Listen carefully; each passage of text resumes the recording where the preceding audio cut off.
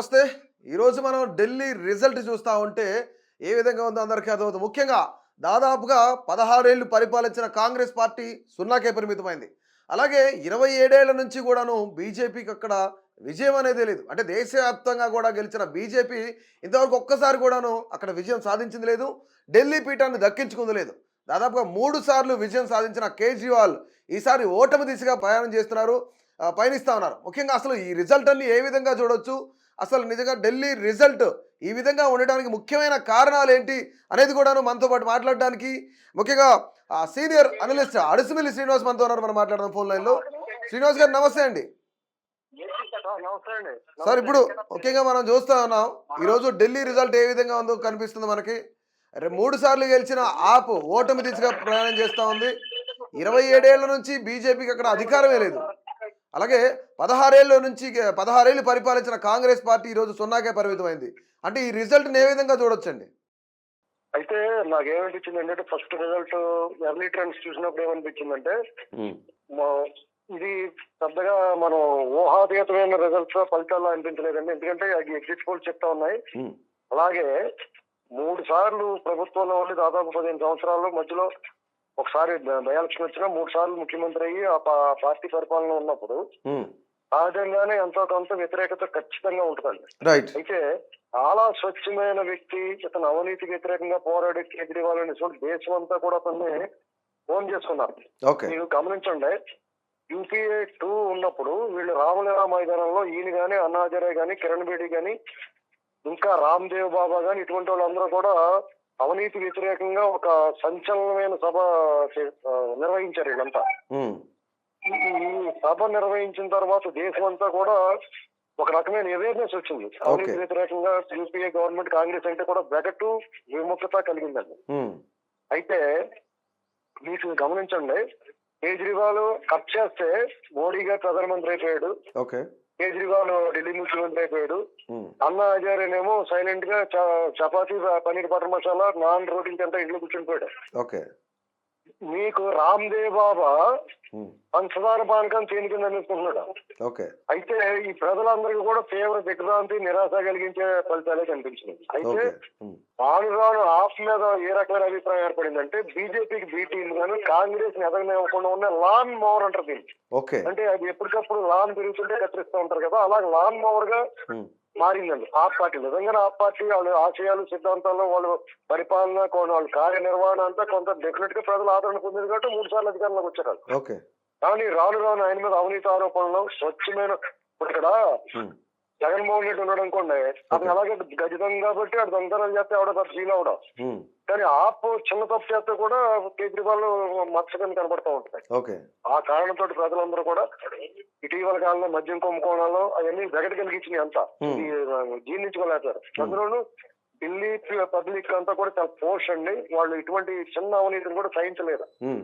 అలాగని చెప్పేసి బీజేపీ మరి చాలా స్వచ్ఛమైన పార్టీ అంటే డెఫినెట్ గా ఈ దేశం అంతా కూడా వాళ్ళు మతం అనేటువంటి ఒక బాండింగ్ తీసుకొచ్చారు, అంతా ఒక ఎమోషన్ బిల్డప్ చేశారు. ఓకే. కానీ అంటే ఇక్కడ మనం చూస్తున్నాం అంటే దాదాపుగా అన్ని రాష్ట్రాల్లో వర్కౌట్ అయిన ఈ రిలీజియన్ ఏదైతే ఉందో రిలీజియన్ స్టంట్ ఢిల్లీలో ఆ వర్కౌట్ అవ్వదు అనే సూచనలు కూడా వచ్చినాయి.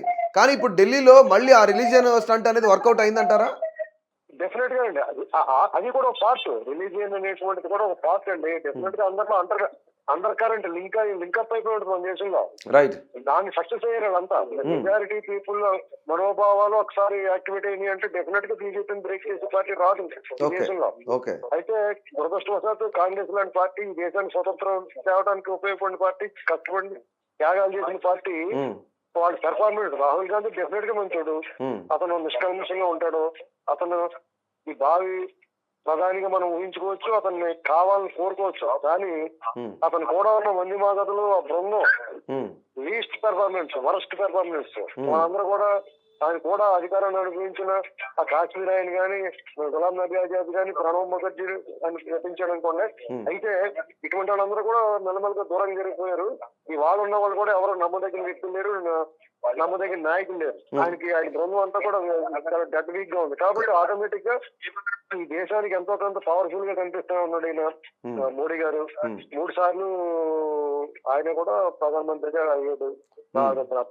ఎప్పటికప్పుడు వాళ్ళు బలం పుంజుకుంటూ ఉన్నారు. వేరే వేరే కొత్త ఇప్పుడు ఇవాళ ఎన్డీఏలో తెలుగుదేశం లాంటి పార్టీ రావడంతో ఒక విశ్వసనీయత, ఒక కాన్ఫిడెన్స్ బిల్డప్ అవుతుంది. రైట్. అంటే ఇక్కడ తెలుగు వాళ్ళు నివసిస్తున్న ప్రాంతాలు ఏవైతున్నాయో ఆ ప్రాంతాల్లో ఆంధ్రప్రదేశ్ ముఖ్యమంత్రి చంద్రబాబు నాయుడు గారు అక్కడికి వెళ్ళి ప్రచారం చేయడం, అంటే ఢిల్లీ ఎన్నికల్లో ఏ విధంగా చూడొచ్చు మనం? అంటే నిజంగానే వర్కౌట్ అయింది అనుకోవచ్చు ఈ ప్లాన్? అది వర్కౌట్ అవుతుంది. ఎందుకంటే ఒక చంద్రబాబు నాయుడు గారి మీద ఒక ఎమోషన్ బిల్డప్ అయి ఉంది. ఒక జగన్మోహన్ రెడ్డి పరిపాలన చూసిన తర్వాత చంద్రబాబు గారి మీద అప్పటి వరకు కూడా పెద్ద అభిప్రాయం లేని కూడా ఒక సాఫ్ట్వేర్ వచ్చిన ఆయన పట్ల చెప్పాలంటే నేను సానుభూతి లాంటి మాట మాట్లాడిన కానీ ఒక రకమైన అభిమానం కలిగింది అందరికీ. ఓకే. ఈయన వచ్చి బీజేపీ డబుల్ ఇంజిన్ సర్కార్ ఇలాంటి మాటలు, బీజేపీ మాటలు ఈయన కూడా మాట్లాడారు. అంటే దీని మీద భిన్నాభిప్రాయాలు ఉన్నాయండి. ఎందుకంటే చంద్రబాబు నాయుడు గారు తీవ్రంగా విమర్శించాల్సింది కాదు, కేజ్రీవాల్ అటువంటి అభిప్రాయం ఉంది. డెఫినెట్ గానే ఎన్డీఏ తరఫున మాట్లాడొచ్చు, తెలుగుదేశం పార్టీ అండ్ బీజేపీకి సపోర్ట్ చేస్తుంది, బీజేపీకి ఓట్ వేయమని అడగొచ్చు. కానీ కేజ్రీవాల్ తీవ్రంగా విమర్శించాల్సిన అవసరం లేదనేటువంటి అభిప్రాయం అయితే బయట వినపడింది. రైట్. అంటే ఎందుకంటే గతంలో కూడా ప్రజలు దీన్ని ఎలా తీసుకున్నారో ఒకసారి మీరు చెప్పాలి. ఎందుకంటే గతంలో కూడాను కేజ్రీవాల్, చంద్రబాబు నాయుడు ఇద్దరు కలిసి ఒకే మైదానంలో ఒకే స్టేజ్ మీద యాంటీ బీజేపీగా మాట్లాడారు. కానీ ఇప్పుడు యాంటీ కేజ్రీవాల్, యాంటీ ఆమ్ ఆద్మీ పార్టీగా మాట్లాడారు చంద్రబాబు నాయుడు గారు. ఆ విషయం మీద నాలాంటి వాళ్ళు కూడా కొన్ని అభ్యంతరాలు ఉన్నాయి. ఎందుకంటే కేజ్రీవాల్ బేషరతుగా మద్దతు ఇచ్చాడు చంద్రబాబు నాయుడు గారికి. అలాగే వీళ్ళ తాలూకు నాయకులందరినీ ఢిల్లీ పోలీస్ కస్టడీలో ఉంటే కూడా ఆయన స్వయంగా స్టేషన్ లో చూపించాడు కదా. ఆ రకమైన స్టాటిట్యూడ్ ఉండాల్సిందేమో అనేటువంటి భావన ఉంది. కానీ దాన్ని అధిగమించింది దాని మీద ఉన్న వ్యతిరేకత, కేజ్రీవాల్ గారి మీద ఉన్న వ్యతిరేకత దాన్ని అధిగమించింది. ఎందుకంటే వాళ్ళు సహించలేకపోయారు. అంతే దేశంలో అంతా క్రీమ్ అంతా ఢిల్లీలో ఉంటుంది. కాబట్టి ఢిల్లీ ఫలితాలు అనేటువంటి మనం ప్రతిఫలిస్తూ ఉంటాయి. భవిష్యత్తు ఫలితాలు కూడా ఒక రిజల్ట్ అది. అన్నిటికన్నా మేలు జరిగింది ఏంటంటే కాంగ్రెస్ కి ఇప్పుడు యాక్చువల్గా కాంగ్రెస్ 0 రిజల్ట్ వచ్చినా భవిష్యత్తులో కాంగ్రెస్ కి వీళ్ళు అర్థం ఒక రకంగా చెప్పాలండి ఆత్మ. కొన్ని చోట్ల వాళ్ళ అధికారానికి దూరం అవడానికి కారణం ఓట్లు చీలిపోవడం, వీళ్ళందరూ కలిసి కూడా మమతా బెనర్జీ కానీ కేజ్రీవాల్ కానీ కాంగ్రెస్ కలిసి వీళ్ళు కలహాల కాపురం కింద మారింది. కాబట్టి ప్రజల్లో కాన్ఫిడెన్స్ బిల్డప్ చేయలేకపోయారు. కానీ ఇక్కడ ఇంకొకటి ఏంటంటే దాదాపుగా 16 సంవత్సరాలు పరిపాలించిన కాంగ్రెస్ పార్టీ ఇది 3వ సారి 0 హ్యాట్రిక్ అనుకోవచ్చు మనం. 3వ సారి డకౌట్ అయిపోతున్నారు. సో అంటే కాంగ్రెస్ ని ఎట్లా చూడొచ్చు ఇక్కడ? డెఫినెట్ గా కాంగ్రెస్ పార్టీ కొన్ని చోట్ల ఆర్పర్పంగా ఆడుతుందండి. ఎందుకంటే ఆంధ్రప్రదేశ్ లో భవిష్యత్తులో వాళ్ళకి ఉనికి లేదు.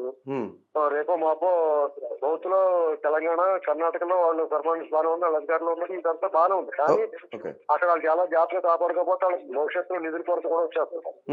ఇక చూస్తే మొన్న గ్యారంటీగా గెలుస్తామనుకున్న చోట్ల కూడా మొన్న ఎన్నికల్లో దెబ్బ పడిపోయింది. అంచేత ఈ ఎక్స్పెక్టేషన్స్ కాంగ్రెస్ మీద క్రమక్రమంగా రాహుల్ గాంధీ జోడో యాత్ర వల్ల పికప్ అవుద్ది. అదొక సువర్ణ అవకాశం.